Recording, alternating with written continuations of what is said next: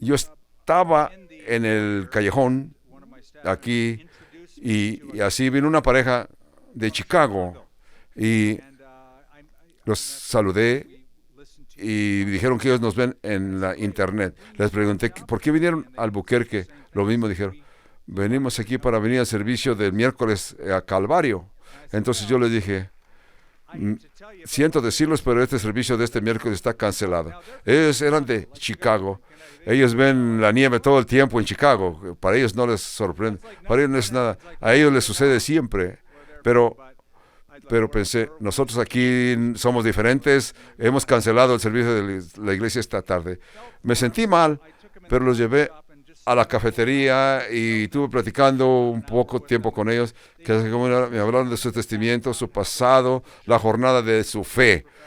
Y también tenían preguntas acerca de la palabra, de su relación y tanto con su familia. Entonces, les pensé de esta epístola, porque esta carta, ellos tenían preguntas para el apóstol Pablo. Pablo escribió Primera de Corintios basado en 2 cartas. Si ustedes recordarán, ya lo he mencionado. En primer lugar, la palabra que vino de la casa de Chloe y había divisiones en la iglesia entre ellos. En segundo lugar, los corintios mismos preguntaron varias preguntas acerca de cosas que Pablo no había cubierto o no había explicado. Y sabemos que eran esas cosas porque encontramos la frase que se usa una y otra vez, donde Pablo presenta su explicación. La frase que dice Pablo, ahora, en capítulo 7, lo dijo acerca de las cosas que ustedes me escribieron y comenzó a explicar. En el capítulo 7 y verso 25 dice, en cuanto a las vírgenes, capítulo 8, verso 1 dice, en cuanto a las sacrificado a los ídolos, en capítulo 12 continúa diciendo, acerca de los dones espirituales. Pablo está asuntos uno por uno, preguntas que ellas tenían para Pablo. Así que Pablo les explica en esta carta en detalle. Entonces, nosotros somos y nos encontramos en medio. Pablo tratando con el asunto de la libertad personal. Del capítulo 1 habló de cosas ofrecidas a los ídolos. Nosotros tenemos el conocimiento con nuestro amor. Así que Pablo está tratando y continúa haciéndolo. Esto es lo que está preparando para el capítulo 9. Pablo continúa hablando de la libertad cristiana, lo que puedo o no hacer. Yo recuerdo cuando era un jovencito, un cristiano recién creyente, vine a la fe cuando era de 18 años de edad y yo fumaba cigarros y comencé cuando era de 10 años y yo a la edad de 18 años fumaba cigarros. A este tiempo muchos fumaban, no considerábamos algo pecaminoso, pero y fue un asunto entre otros creyentes que veían un asunto con nosotros, quizás tenían problema porque pasó mucho tiempo desde que yo decidí, todas las cosas las puedo hacer, pero no todo me edifica. Todas las cosas son permitidas para mí, pero yo no seré esclavo de ninguna de esas cosas. Entonces, todo es permitido, pero no todo edifica. 1 Corintios capítulo 10. Así que decidí, no lo necesito, lo dejé. No permití que el cigarro me controlaría a mí, sino que yo no quería que nada me controlara. Entonces, no es como yo puedo continuar fumando, iré al infierno porque fumo cigarrillos.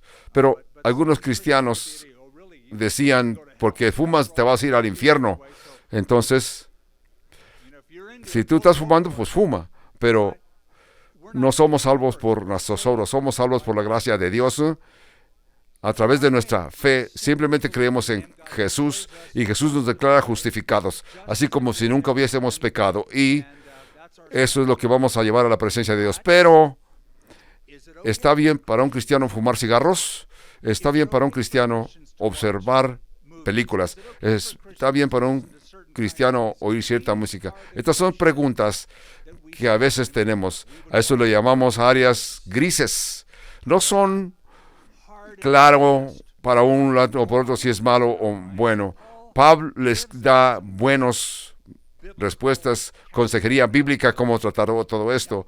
En los días del Nuevo Testamento, en Corinto, no hacían preguntas de que si los cristianos podían ir a películas o los cristianos pueden oír ciertos discos porque no tenían discos ni películas. Sus situaciones eran, puedo ir al lugar donde venden carne ofrecida a Afrodatis o a otros dioses. Esas eran las preguntas que tenían en Corinto.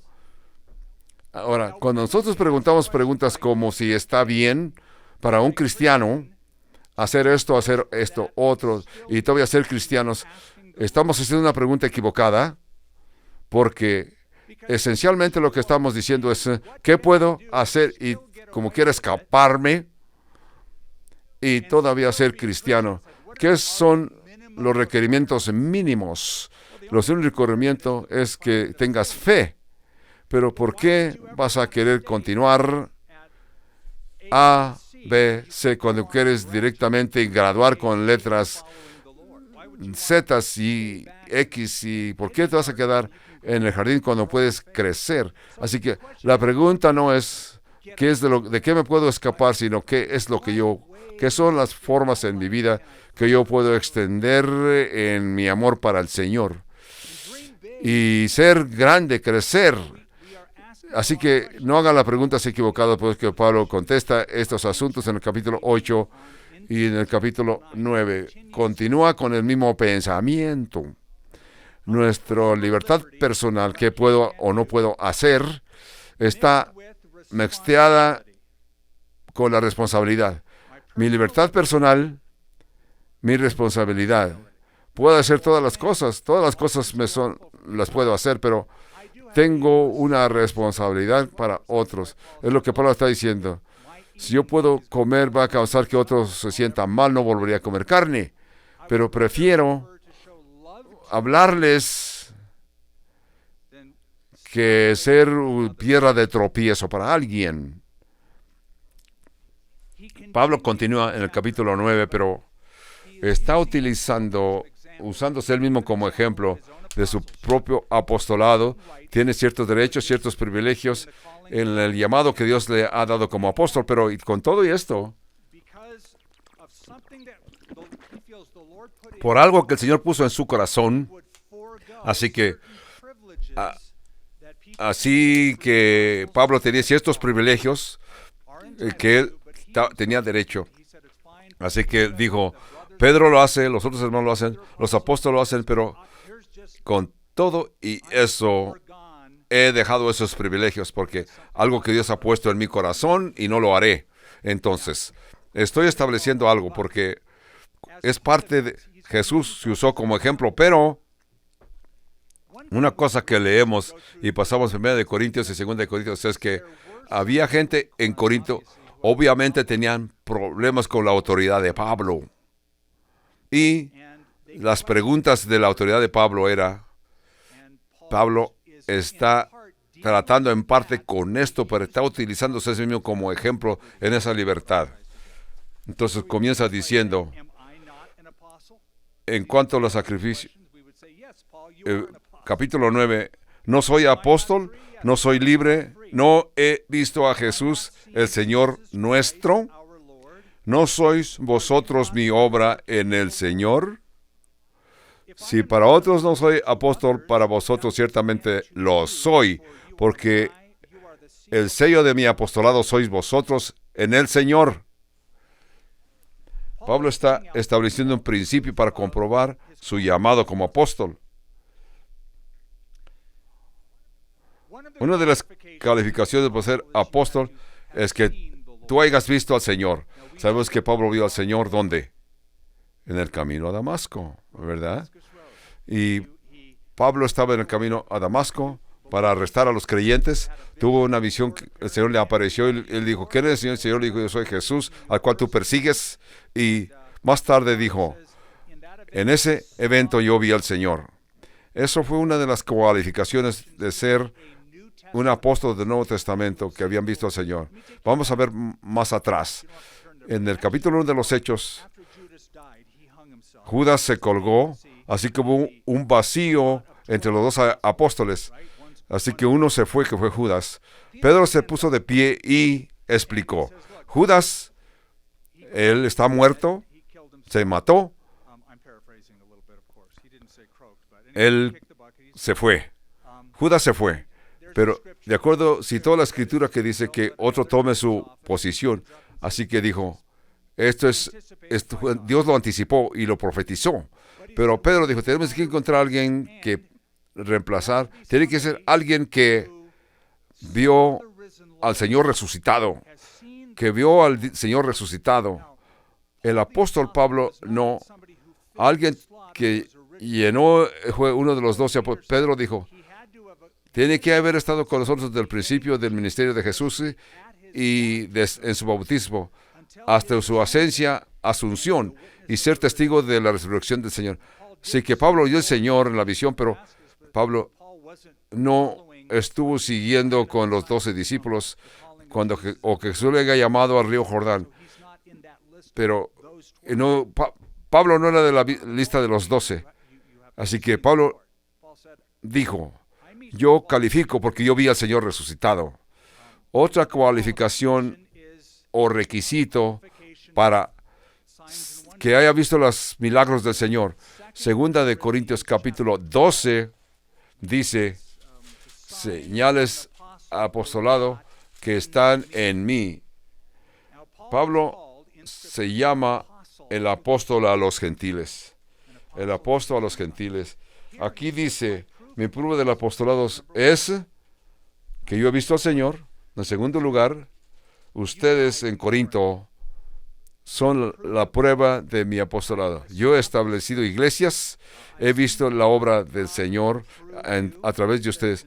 El verso 2 dice, sois porque el Señor de mi apostolado sois vosotros en el Señor. En aquel tiempo, si tú llevabas algún cargo y lo cambiabas de un barco a otro, se llevaban un sello de cera y imprimían lo que estaba en el anillo, en aquel sello, y lo ponían en cera en aquel cargo. Cuando llegaba al puerto, la persona que lo reclamaba tenía que mostrar que tenías el mismo sello. Yo soy el dueño auténtico de esta carga que usted ha traído hasta mí. Había un sello, la prueba de propiedad. También esos sellos se ponían en los títulos, en los testamentos. El libro de Apocalipsis, Jesús, el Cordero de Dios, dice que tomó el rollo con 7 sellos y quebró los 7 sellos. Jesús comprobó de esta manera que él era el propietario, tenía derecho de romper aquellos sellos. Entonces, Pablo está diciendo, el prueba de mi apostolado es el hecho de que yo vine a Corinto y esta iglesia fue establecida y ustedes son mi sello. Ustedes son el prueba de que soy auténtico, soy el sello. Ya que tú tienes una tarjeta de negocio, que eres doctor, reverendo o ministro o cualquiera que sea, eso no comprueba nada. La prueba es que los resultados del don. Entonces, si alguien se llama a ser evangelista, ¿cómo sabes si esa persona es evangelista? Muy fácil, la gente es salva. Si alguien es llamado a ser pastor, maestro, ¿cómo sabes si Dios lo llama? La gente se alimenta. Así que ves los resultados en el sello que aprueba la autenticidad. Así que tú eres mi sello. Verso 1. ¿No sois vosotros mi obra en el Señor? Esto nos trae la pregunta acerca del apostolado. Se me ha preguntado en algunas ocasiones. La pregunta es, ¿los apóstoles vinieron del pasado o el apostolado ya terminó? ¿O hay apóstoles en estos días? La respuesta es sí y no. Porque el sí es porque, o no es porque Ya no hay más apóstoles, solamente los 12. Sí, en este sentido, en un sentido funcional, el apostolado de hoy es un don que continúa en el centro estricto. Hubo solamente 12 apóstoles. Por eso es que Pedro hizo de buscar a alguien para poner en lugar de Judas. En Mateo capítulo 19, Jesús dijo a los 12 apóstoles, dijo, el Hijo del Hombre, en el tiempo de la regeneración, cuando el Hijo del Señor, ustedes también estarán juzgando en 12 trones a las 12 tribus de Israel. Así que Jesús prometió algo para el futuro y una posición en el gabinete, en el reino milenial de Jesús. A los 12 apóstoles se va a cumplir esa situación. Tenemos un problema aquí. Judas se fue. Judas se suicidó, se mató. Ustedes saben la historia. Pero entonces para Pedro se tiene que llenar ese lugar porque Jesús prometió. Se tiene que ocupar esta posición. Entonces, ustedes recordarán, capítulo 1 de los Hechos, había dos. Uno se llamó José y otro fue Bernabé, que era el justo. El otro fue Matías. Y es interesante porque yo confío que el Señor está, pero veamos aquí. En lugar de orar, el Señor va a apuntar. Vamos a poner los dados. Y pusieron los dados y la suerte cayó en Matías. Así que Matías fue contado con los 12, consideraban como tomó el lugar de Judas. Entonces en el milenio creemos que Matías es el que va a estar en el trono número 12. La gente dirá, y luego, ¿dónde va a estar el apóstol Pablo? Yo creo que Pablo es apóstol. Pablo, el apóstol por la voluntad de Dios. Es lo que escribe en sus cartas. Hay prueba para esto, pero el apóstol Pablo no será de los 12 originales. El Nuevo Testamento enseñaban la doctrina de los apóstoles. El fundamento de la iglesia fue fundada en los apóstoles y profetas. Así que 12 originales apóstoles y en sentido firme ya no hay más que los 12, pero en la forma funcional de que todos, en la obra sí hay. Porque ustedes saben que el término apóstol aparece 75 veces en el Nuevo Testamento. Y no solamente se refiere a los 12, a veces a Pablo, a veces a Bernabé, y a veces Timoteo se le llama apóstol. En una ocasión, Junia y Erónica eran apostolados. Así que nombres de otras personas, aparte de los 12, Pablo también se llama apóstol. Entonces, tú dirás, ¿qué quiere decir pues todo esto exactamente? En el sentido funcional. Yo creo de que un apóstol moderno es un misionero. Alguien que ha sido enviado de la iglesia para ir a una área. Y así él trabaja en aquella área hablando espiritualmente. Y así es como en el Nuevo Testamento yo creo que se trata el don del apostolado. Así que, por ejemplo, hubo un documento después del Nuevo Testamento que se llamaba Didache. Ustedes me han oído que lo he mencionado en el pasado. Didache. ¿Qué es Didache? Es en griego. Es un documento que se considera las enseñanzas de los apóstoles. Y fue un manual de instrucción para la iglesia local en cómo buscar un verdadero profeta, un falso profeta, y un verdadero misionero y un misionero falso. La idea de que esta persona fue enviado como misionero y cómo discernir cuál era y cuál no era apóstol. En una forma visional es un misionero en la era apostólica. Ya no hay más de los 12 apóstoles. Sí, hay muchos más apóstoles. ¿Hace sentido? Sí. Pablo dice, ¿no es apóstol? Sí, yo digo, sí es apóstol. 1 Corintios 9:2 dice, si para otros no soy apóstol, para vosotros ciertamente lo soy, porque el sello de mi apostolado sois vosotros en el Señor. Contra los que me acusan, esta es mi defensa. Contra los que me acusan, esta es mi defensa. ¿Acaso no tenemos derecho de comer y beber? ¿No tenemos el derecho de traer como nosotros una hermana por mujer, como también los otros apóstoles y los hermanos del Señor y Cefas? ¿O solamente yo y Bernabé no tenemos el derecho de no trabajar? De no trabajar. Esto parece que es sarcástico en la forma que Pablo se expresa, pero todos los demás gentes que habían sido enviados a trabajar, así que solamente yo y Bernabé no tenemos el derecho de, si tenemos que trabajar para mantenernos. Pablo hizo, y sí trabajó, cuando vino a Corinto. Se nos dice la historia en el capítulo 18. Pablo llegó a Corinto, encontró esta pareja que habían sido expulsados de Roma. Eran por naturaleza fabricantes de tiendas, así que Pablo se identificó con ellos como fabricante. En griego, alguien que se apoya y sabe cortar las diferentes piezas para construir tiendas, y los hacían de pieles de carneros. Así que Pablo vino a esta área, trabajó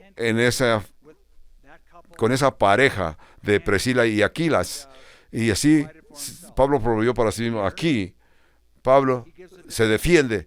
No tenemos el derecho, no tenemos el derecho del apostolado, que han sido enviados para plantar iglesias, misioneros. Tenemos el derecho para soportar y que nos soporte la congregación, la iglesia, para que nosotros podamos comer y beber.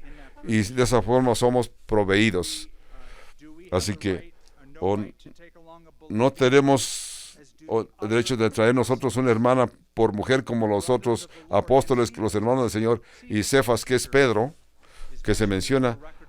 Pero Pedro nunca fue a Corinto, porque había en Corinto gente que seguían a Pedro.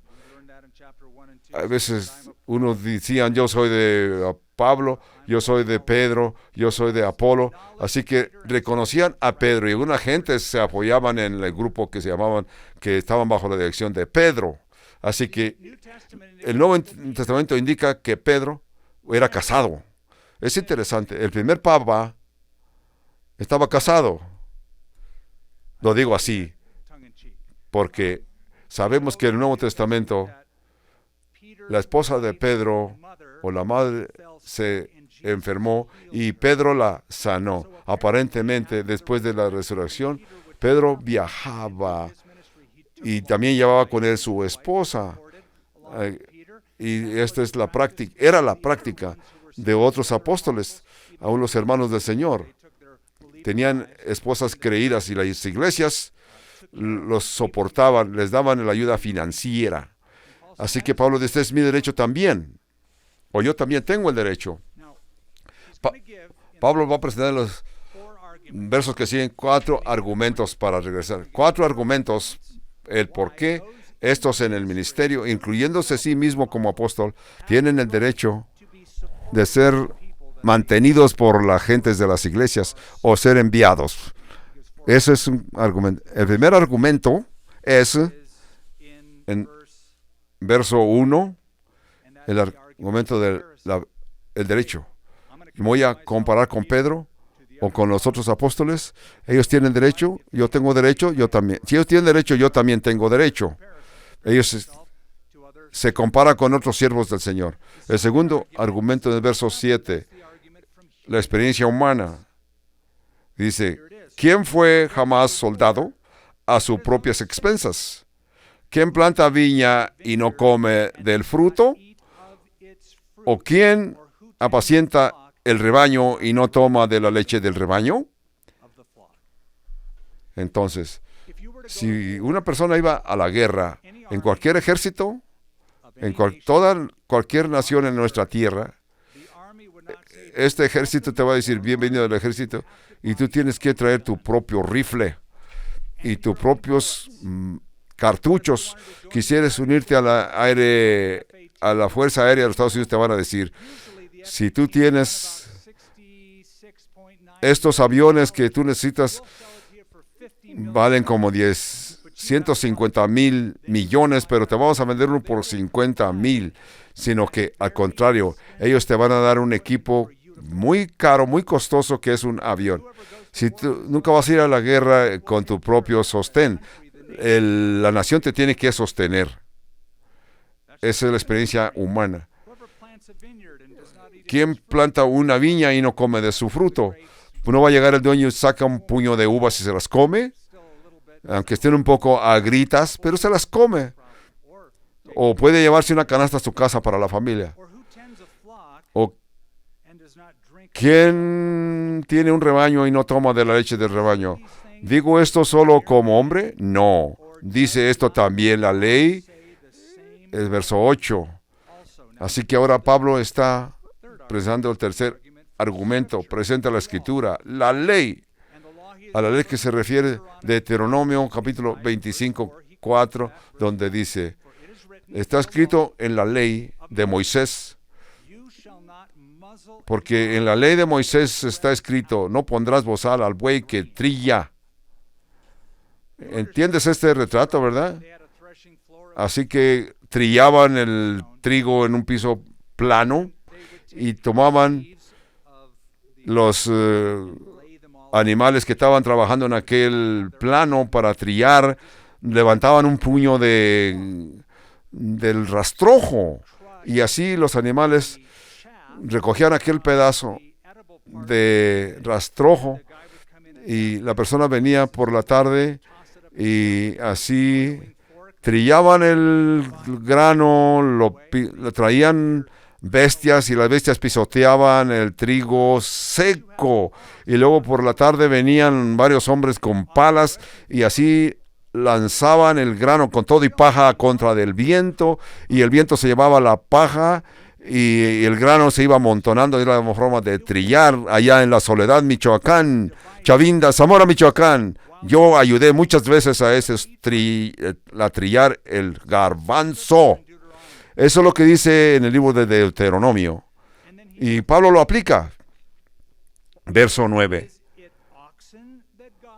Dice, ¿tiene Dios cuidado de los bueyes o lo dice enteramente por nosotros? Pues por nosotros lo ha escrito. Así que Pablo está bien correcto lo que está diciendo aquí. Esto fue el principio que también cubre lo que hacemos como apóstoles. Se han escrito para nuestro beneficio.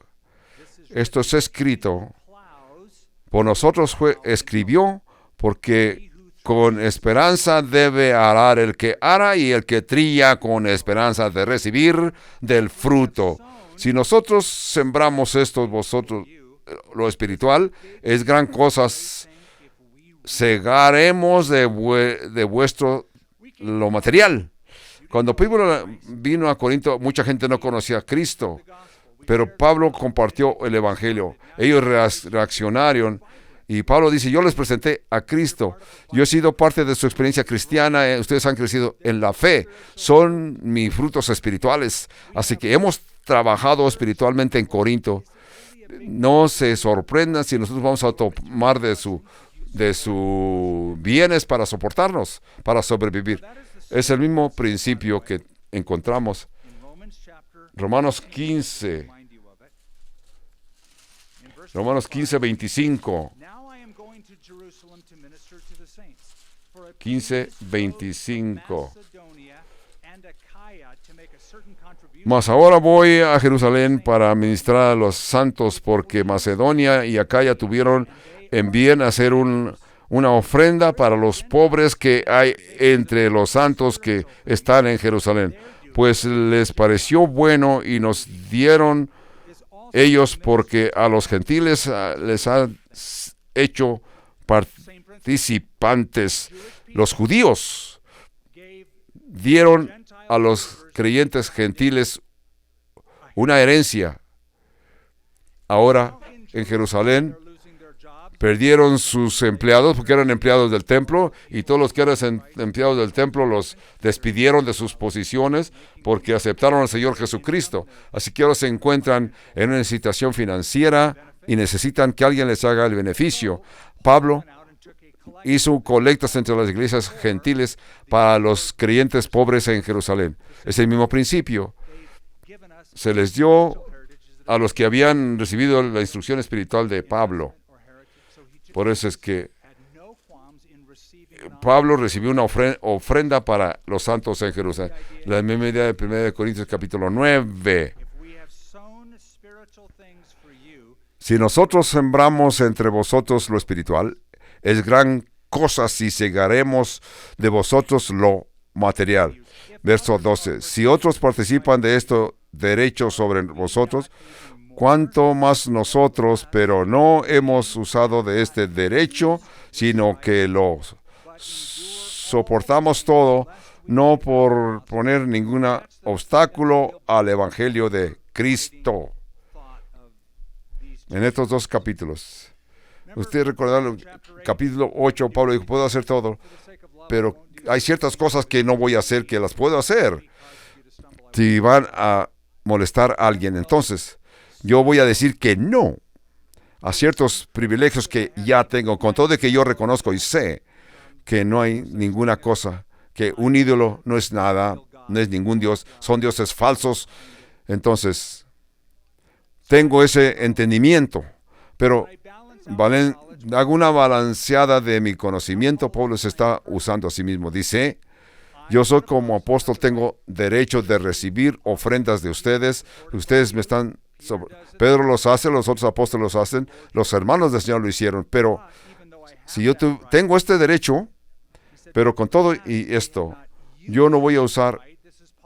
Pablo se estaba restringiendo con todo ese derecho que tenía y privilegio, porque no sabéis que somos discípulos de Cristo. 13. No sabemos que los que trabajen en las cosas sagradas comen del templo y que los que sirven al altar del altar participan.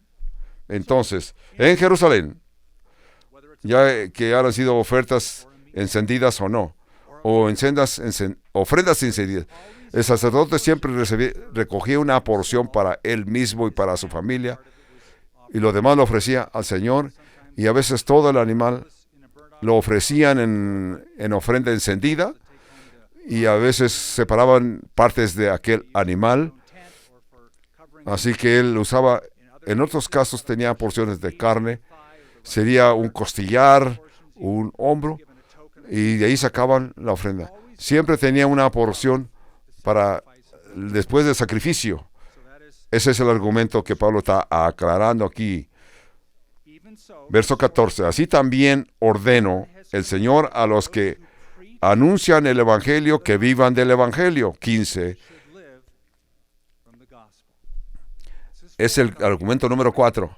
El argumento número 4 es, ¿por qué es que está bien que apóstoles o siervos del Señor ser remunerados financieramente? La razón es que Jesús mismo se los dijo, y el Señor lo dijo. Ese es el día cuando dice, el Señor lo ordena. ¿Qué fue lo que Jesús ordenó? Cuando Jesús envió los 12 discípulos en Galilea, en el Evangelio de Mateo, los envió, y Jesús les dijo, cuando lleguen a una aldea, no lleven dinero con ustedes, ni monedas de cobre ni de plata, ni lleven sandalias, ni nada, sino que el obrero tiene derecho de su jornal. La gente va a suplir por ustedes, la iglesia les va a sostener. Así que Pablo recuerda que Jesús lo dijo, lo citó del Evangelio. Este es el argumento de Jesucristo. Así también ordenó el Señor a los que anuncian el Evangelio que vivan del Evangelio. Verso 15. Pero yo de nada de esto me he aprovechado, ni tampoco he escrito esto para que se haga así conmigo, porque prefiero morir antes que nadie desvanezca esta mi gloria. Pues si anuncio el Evangelio no tengo por qué gloriarme porque me es impuesta necesidad. Ay de mí si no anunciare el Evangelio. Yo diría, ¿y qué hay de ti si no predicas el Evangelio? Si lo hago voluntariamente tengo galardón. Por lo cual, si lo hago de buena voluntad, recompensa tendré, pero si de mala voluntad, la comisión me ha sido encomendada. ¿Cuál pues es mi galardón? Que predicando el Evangelio presente gratuitamente el Evangelio de Cristo para no abusar de mi derecho en el Evangelio. Pablo sabía que Dios había proveído para sus necesidades siempre. Cuando vino a Corinto hubo beneficios de la iglesia de Corinto. Así que era fabricante de tiendas, así que de esa forma se sostenía. Esto no quiere decir que Pablo nunca aceptó ayuda financiera, lo hizo. Cuando escribe en 2 de Corintios, hace referencia de esto, dice, he robado otras iglesias para poder ministrar a ustedes. No quiere decir que fue y robó, sino que quiere decir que lo que otros le dieron para su ministerio, lo utilizó para ministrar a otros. De esta forma recibió soporte no de Corinto, sino de otras iglesias. También, cuando Pablo escribió a los filipenses, dijo,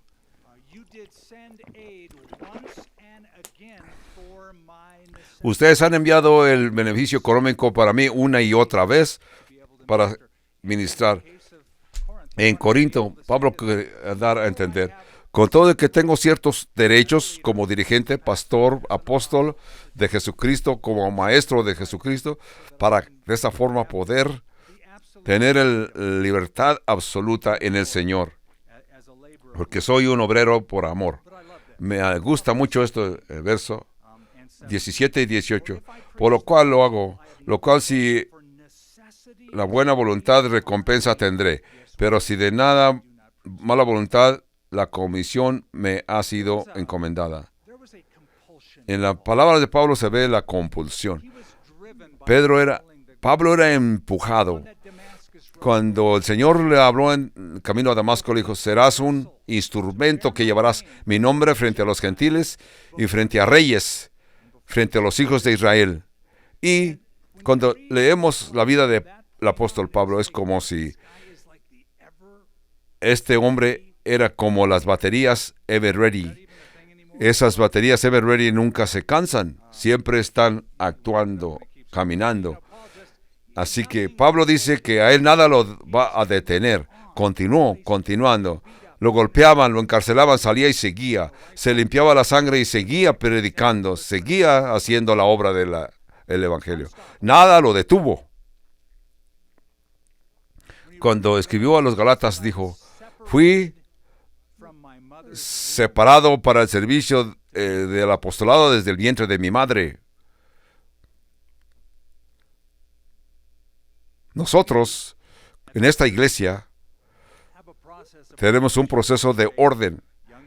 Cuando los hombres vienen al ministerio, observamos sus vidas, identificamos sus dones, los oramos, les ponemos las manos, pasamos por un curso de aprendizaje, ciertas implicaciones teológicas que tienen que aprender. Pero no es como si nomás te diría, si alguien dice, a mí me gustaría estar en el ministerio. Si tú quieres estar en el ministerio, no puedes estar en el ministerio. Charles Spurgeon tenía una escuela para el ministerio. En sus clases decía a sus estudiantes, si tú puedes hacer alguna otra cosa más en el mundo, aparte de predicar el Evangelio, hazlo, por favor. Hazlo. Su implicación era, si tienes que predicar el Evangelio, si sientes que tienes que, no es decir, sí, yo creo que sería algo bueno para mí, quizás lo voy a intentar, no lo hagas. Si tú puedes estar satisfecho de hacer alguna otra cosa en tu vida, hazlo. Yo sé, para mí hay una cosa que yo puedo hacer, es a ciertas compulsiones, ciertos sentimientos. Quieres asegurarte de que tienes que hacerlo. Hechos capítulo 20. Pablo se fue de Efeso y le dijo a los ancianos: cuídense y cuiden el rebaño, donde el Espíritu Santo los ha hecho supervisores. Y hasta que tú sepas que el Señor te ha puesto como supervisor, entonces es lo que vas a hacer.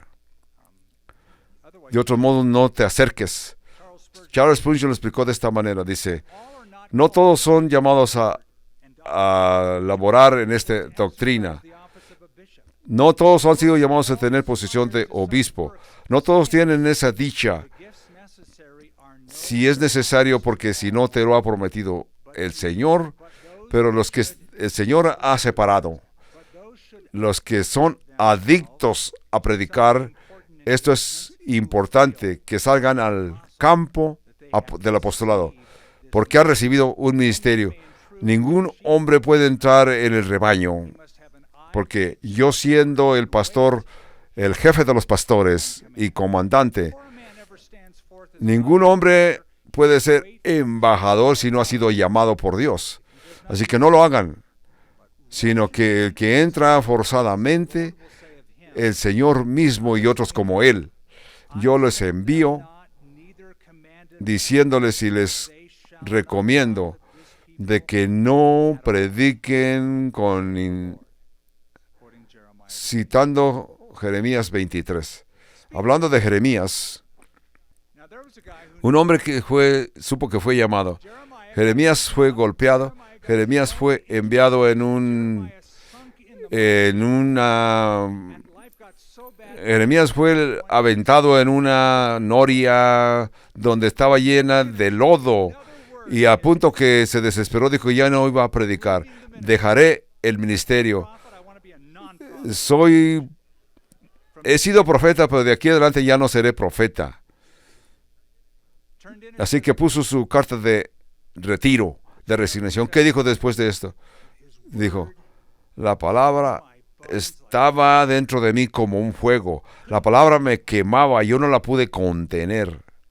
Así se sentía Pablo. Yo soy un apóstol.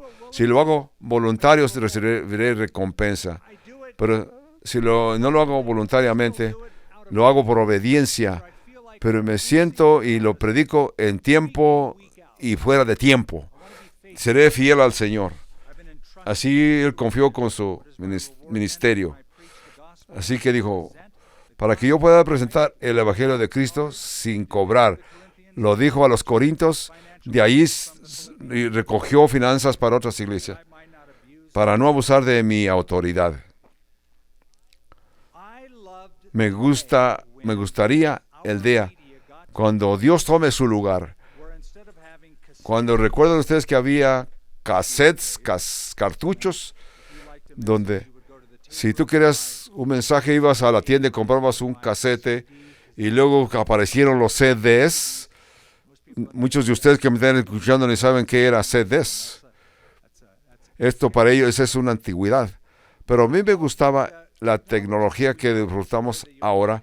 MP3, MP4, y no te cuesta nada, y puedes oír las predicaciones que tú quieras alrededor del mundo. La gente nos escucha alrededor del mundo, y cualquier mensaje que está predicado es completamente gratis.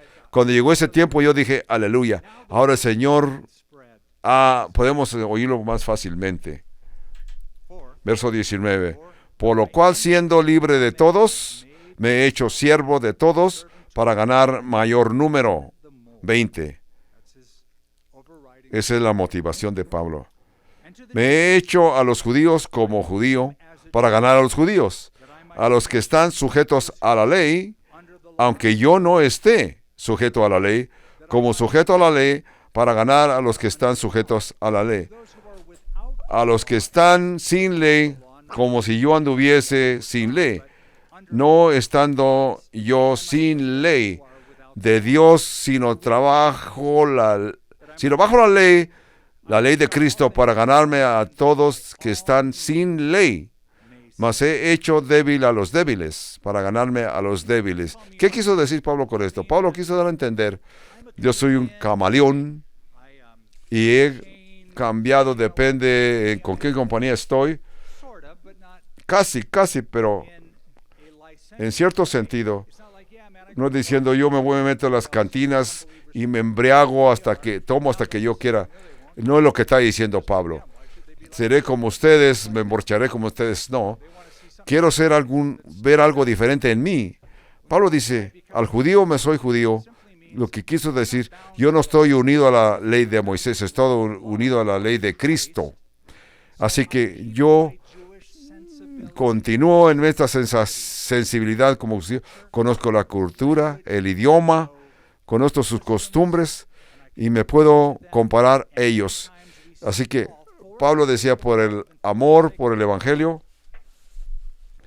Así que me inclino a esta, por ejemplo, en el Hechos capítulo 16, el joven Timoteo, parte judío y parte gentil, papá gentil y madre judía. Timoteo nunca había sido circuncidado porque era gentil, pero Pablo circuncidó a Timoteo porque la circuncisión era simplemente un símbolo. La audiencia judía oía el mensaje del evangelio predicado por Pablo porque Timoteo fue circuncidado. Por eso oían. En Centría, en capítulo 18 de Hechos, Pablo tomó un voto nazareo, se rasuró la cabeza, hizo una promesa y fue a Jerusalén. En Hechos 21, dice, había otros 4 varones que habían hecho el voto de nazareato, así que Pablo se fue con ellos y entraron al templo para hacer sus ofrendas. Así que hay varias ocasiones en que Pablo, como judío, vino a ser judío a los judíos para ganarse a los judíos. Entonces, cuando Pablo estaba con los gentiles, no necesariamente era importante guardar ciertos costumbres judíos porque no está atado a la ley de Moisés, sino que él está atado a la ley de Cristo y guardó la ley del amor de Jesucristo.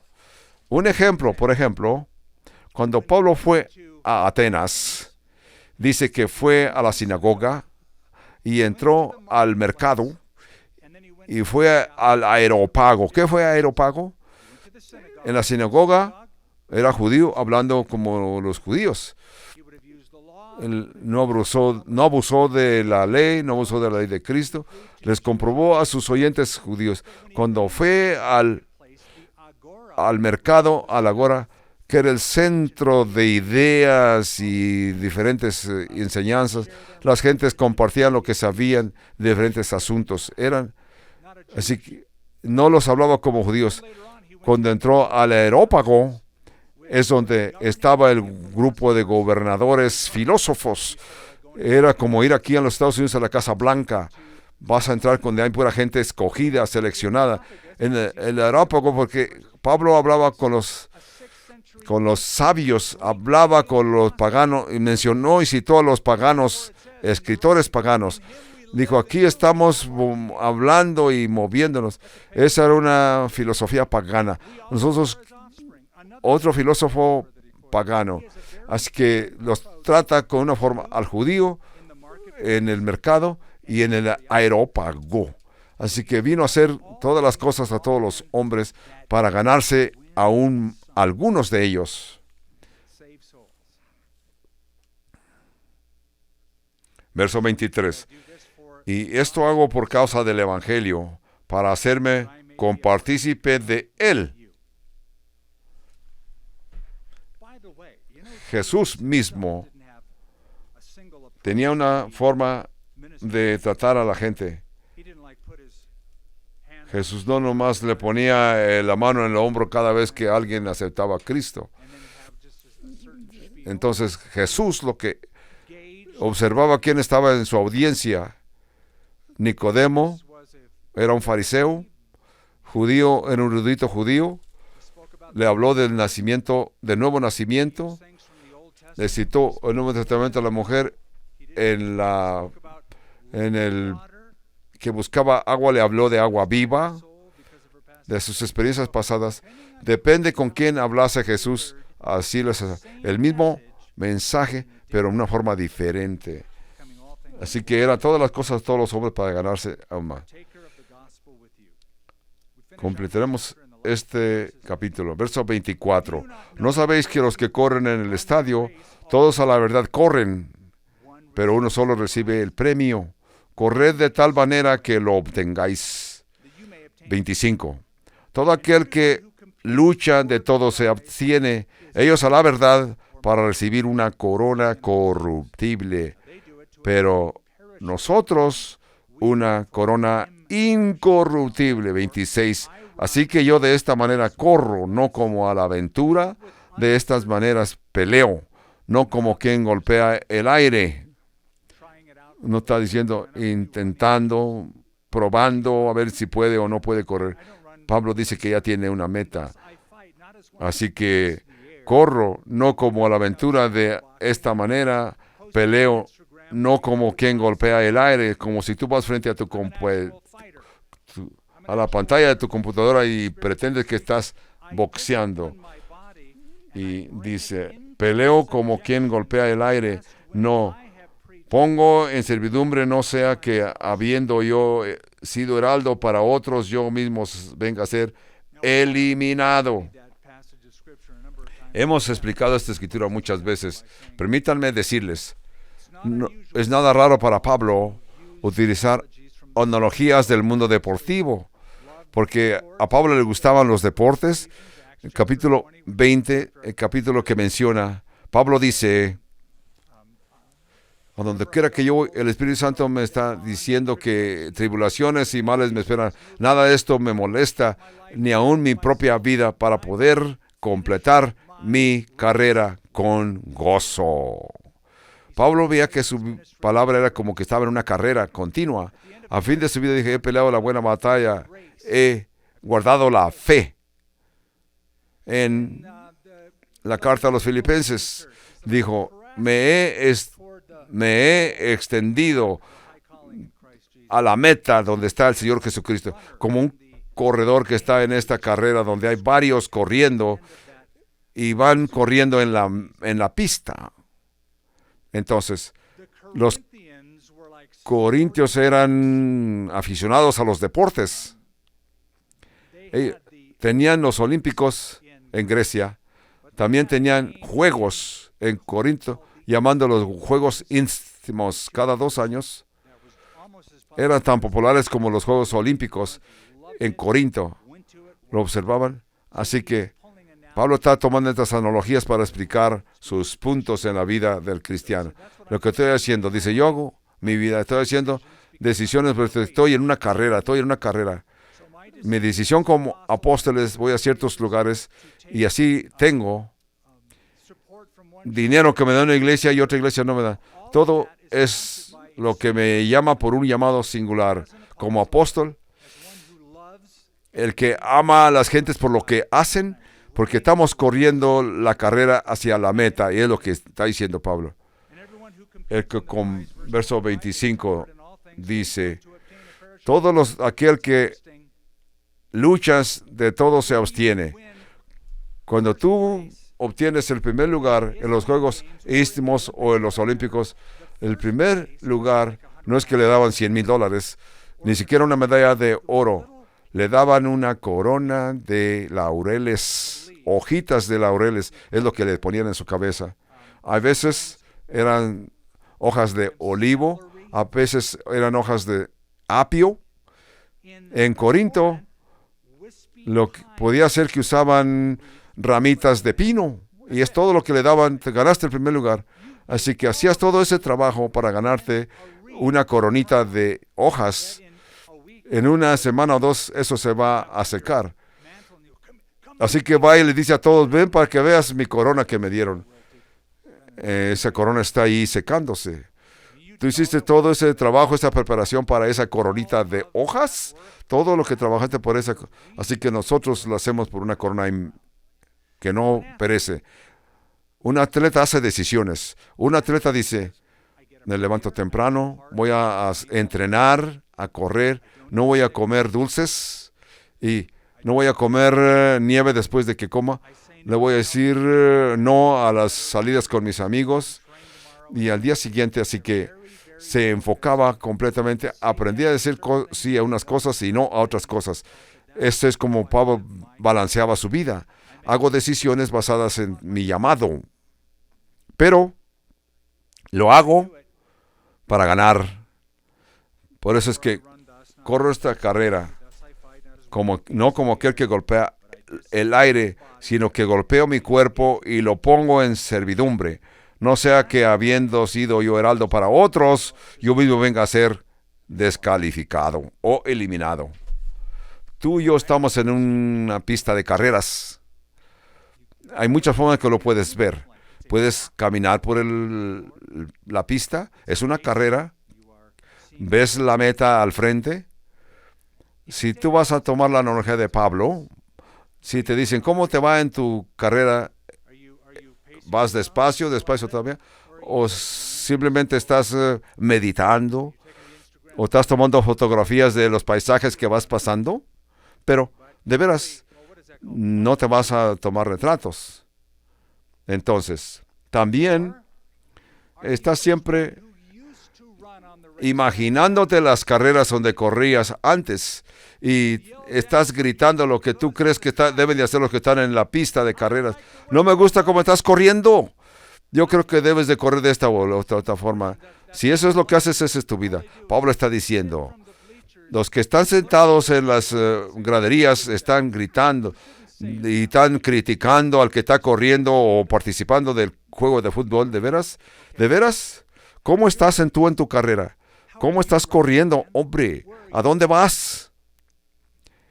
Cada uno de nosotros tenemos nuestro modo de correr, nuestra propia alma, nuestro mismo llamado. Hacemos nuestras propias decisiones. ¿Qué es lo que nos anima?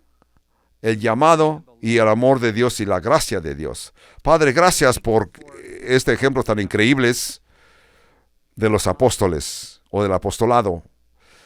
Aquel que fue enviado,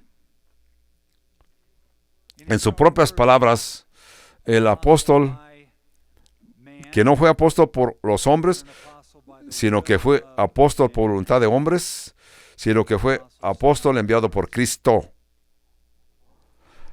Pablo vivió su vida, hizo sus decisiones y fue gobernado por su llamado y fue animado siempre por tu amor. No solo por tu amor por él, sino el amor por toda la gente, judíos y gentiles, a tal punto de que Pablo dijo en sus conversaciones en qué situación se encontraba y una forma para alcanzar a mucha gente y ganarse ese hombre o esa mujer, su hermano, su hermana.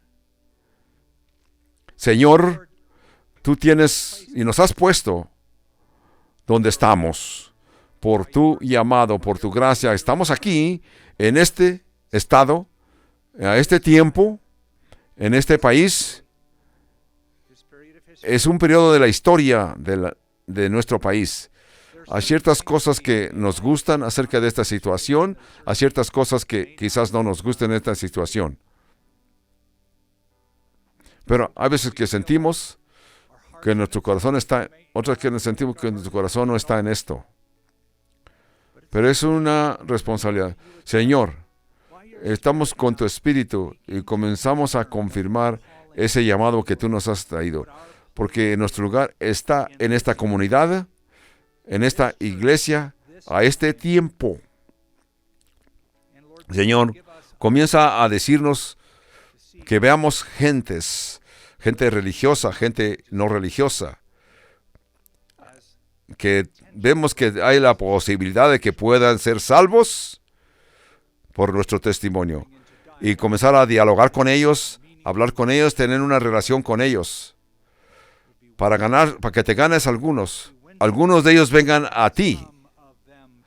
Todo eso lo recibimos en el nombre de Cristo Jesús.